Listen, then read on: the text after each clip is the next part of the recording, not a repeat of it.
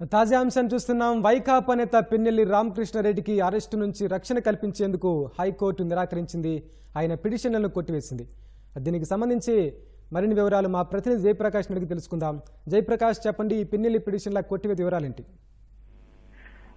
వెంకటేష్, మాజీ ఎమ్మెల్యే మాచర్ల మాజీ ఎమ్మెల్యే పిన్నెల్లి రామకృష్ణారెడ్డికి హైకోర్టులో చుక్కెదురైందని చెప్పుకోవచ్చు. ఆయన దాఖలు చేసినటువంటి ముందస్తు బెయిల్ పిటిషన్లు అందిస్తూ ఈ రోజు ధర్మాసనం తీర్పు ఇచ్చింది.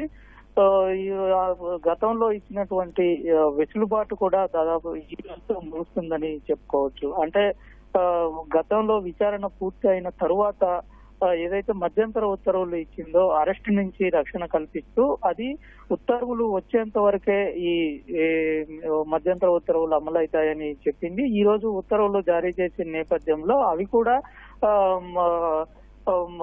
రద్దవుతాయనేటువంటిది మన స్పష్టంగా అర్థమవుతూ ఉంది. అయితే ఇప్పుడు ప్రస్తుతం మనం ఈ కేసులో కనుక మనం చూసుకున్నట్లయితే ప్రధానంగా పాల్వాయి గేటు దగ్గర ఉన్నటువంటి బూత్ లో ఈవీఎం ధ్వంసం చేసిన సందర్భంలో నమోదైన కేసులో ముందస్తు బెయిల్ దాఖలు చేశారు. దాంతో పాటు ఆ రోజు అడ్డుకోబోయినటువంటి వ్యక్తి పైన దాడి చేసిన కేసు ఒకటి. అదే విధంగా అక్కడ నుంచి బూత్ లో నుంచి బయటకు వస్తున్న క్రమంలో ఒక మహిళ పైన దుర్భాషలాడుతూ ఆమె పైన కూడా ఆమె బెదిరించిన క్రమంలో బెదిరిస్తూ మాట్లాడిన దాని మీద కూడా కేసు నమోదైంది. ఇవన్నీ జరిగిన తరువాత అప్పుడు ఎమ్మెల్యేగా ఉన్నటువంటి పిన్నెల్లి రామకృష్ణారెడ్డి సోదరులతో కలిసి అటు అనుచరులను కలవటానికి కారంపూడి వెళ్లారు. అక్కడ గొడవ జరిగిన ఘర్షణ జరిగిన నేపథ్యంలో అడ్డుకోబోయినటువంటి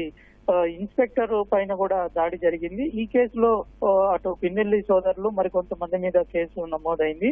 మొత్తం ఈ 4 కేసుల్లో ఆయన ముందస్తు బెయిల్ దాఖలు చేశారు. ఈ ముందస్తు బెయిల్ పైన వాదనలు కూడా జరిగాయి. ఇరువురి తరపున వాదనలు ఇటీవల ముగిసి తీర్పుని రిజర్వ్ చేసి ఈ రోజు మధ్యాహ్నం 2:15కి దీని మీద ఉత్తర్వులు చేశారు.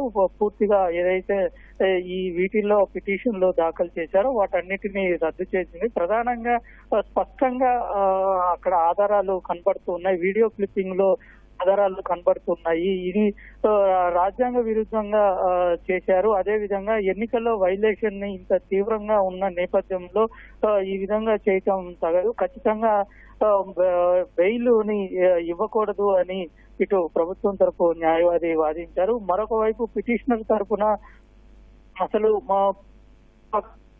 అనే దానికి సరైన కేవలం ఒక వీడియో ఫుటేజ్ ఆధారంగానే, అదే విధంగా అక్కడ ఉన్నటువంటి వారు ఇచ్చిన స్టేట్మెంట్ ఆధారంగానే ఇచ్చేశారు అనేటువంటిది ఇక్కడ అందులో ఇటు పిన్నెల్లి తరపున న్యాయవాది వాదనలు వినిపించారు.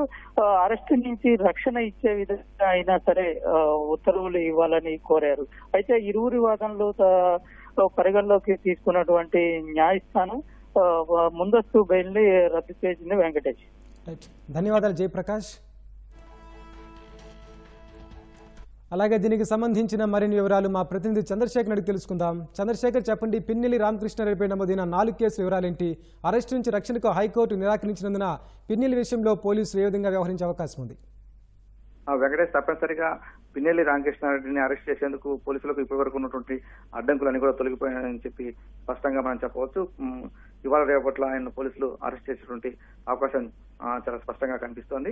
ఎన్నికల రోజున పిన్నెల్లి పాల్వాయి గ్రామం ఎన్నికల రోజున ఈవీఎం ధ్వంసం ఘటనతో పాటుగా ఆ రోజు పోలింగ్ కేంద్రం బయట వచ్చి పోలింగ్ ఏజెంట్లను బెదిరించి వారిపై దాడి చేయడం, అలాగే ఆ ఎన్నికల ముగిసిన మరుసటి రోజున కారంపూడిలో దాడులు పడపడడం, మాచర్ల పట్టణంలో తెలుగుదేశం పార్టీ వర్గీయుల ఇళ్లపైకి వెళ్లి వాహనాలతో వెళ్లి దాడి చేసి తీవ్రంగా గాయపరిచి హత్యకు ప్రయత్నించడం, ఇవన్నీ, అలాగే కారంపూడిలో సిఐ నారాయణ స్వామిని గాయపరచడం, ఈ 4 సంబంధించి కూడా అన్నింటిలో పిన్నెల్లి రామకృష్ణారెడ్డి పైన హత్యాయత్నం కేసులు నమోదై ఈ 4 కేసులకు సంబంధించి కూడా ఆయన ఇప్పటి వరకు అరెస్ట్ కాకుండా హైకోర్టు ఆయనకు మధ్యంతర ఉపశమనంతో ఆయన కొంత ఉపశమనం కలిగించింది. ఇప్పుడు హైకోర్టు ఇవాళ దాని మీద స్పష్టమైనటువంటి ఆదేశాలు కూడా ఇచ్చింది. ఈ 4 కేసులకు సంబంధించి ఆయన పెట్టుకున్నటువంటి బెయిల్ పిటిషన్ ను హైకోర్టు కొట్టివేసింది. దీంతో ఈ పిన్నెల్లి రామకృష్ణారెడ్డిని ఎప్పుడైనా పోలీసులు అరెస్ట్ చేసినటువంటి వెసులుబాటు దొరికింది. ఇప్పటివరకు కూడా ఆయన హైకోర్టు ఇచ్చినటువంటి ఆదేశాల మేరకు నర్సరావుపేట పట్టణంలో ఉండాలని చెప్పేసి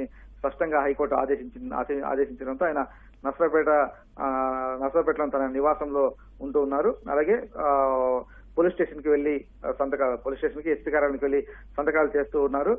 పోలీసులకు ప్రతిరోజు హాజరవుతూ ఆయన హాజరును ప్రతిరోజు కూడా నిరూపించుకోవాల్సిన పరిస్థితి. ఇప్పుడు హైకోర్టు ఈయన బెయిల్ పిటిషన్ కొట్టివేసినందున తప్పనిసరిగా ఆయన పోలీసులు అదుపులోకి తీసుకుంటే అవకాశం స్పష్టంగా కనిపిస్తోంది. అధికారంలో ఉన్నాం కాదని చెప్పేసి 5 ఏళ్లుగా మాచర్లలో అరాచకాలు సృష్టించారు. అలాగే ఎన్నికల రోజున కూడా అన్ని చోట్ల హింసకు పాల్పడి బెదిరించి ఏజెంట్లపైన దాడి చేసి విపక్ష ఏజెంట్లపైన దాడి చేసి భయభ్రాంతులకు గురి చేసి ఎన్నికల్లో లబ్ధి పొందాలని చెప్పేసి కూడా ప్రయత్నించిన పరిస్థితి. ఇవన్నీ కూడా దేశవ్యాప్తంగా కూడా చూశారు. ఆ సీసీ కెమెరాలకు సంబంధించినటువంటి దృశ్యాలను కూడా బయటకు వచ్చిన తరుణంలో పిన్నెల్లి అరాచకాలన్నీ కూడా దేశవ్యాప్తంగా అందరికీ తెలిసే ఒకసారిగా జాతీయ స్థాయిలో కూడా చర్చ జరిగినటువంటి పరిస్థితి. ఆ తర్వాత ఆయన సంబంధించిన అరాచకాలు సంబంధించినవన్నీ కూడా ఎవరైతే బాధితులు ఉన్నారో వాళ్ళందరూ వచ్చి ఒక్కొక్కరుగా కేసులు నమోదు చేయడం. ఆ బాధితుల్లో పోలీసు అధికారులు కూడా ఉన్నారు.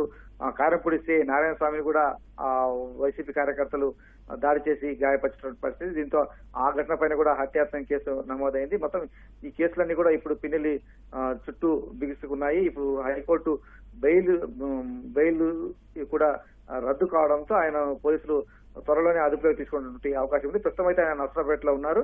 ఆ పోలీసుల మొత్తం కూడా ఆయన ఎక్కడికి కదలికల పైన కూడా స్పష్టమైన నిఘా ఉంచి ఆయన ఎక్కడికి బయటికి వెళ్లకుండా కూడా చూస్తూ ఉన్నటువంటి పరిస్థితి.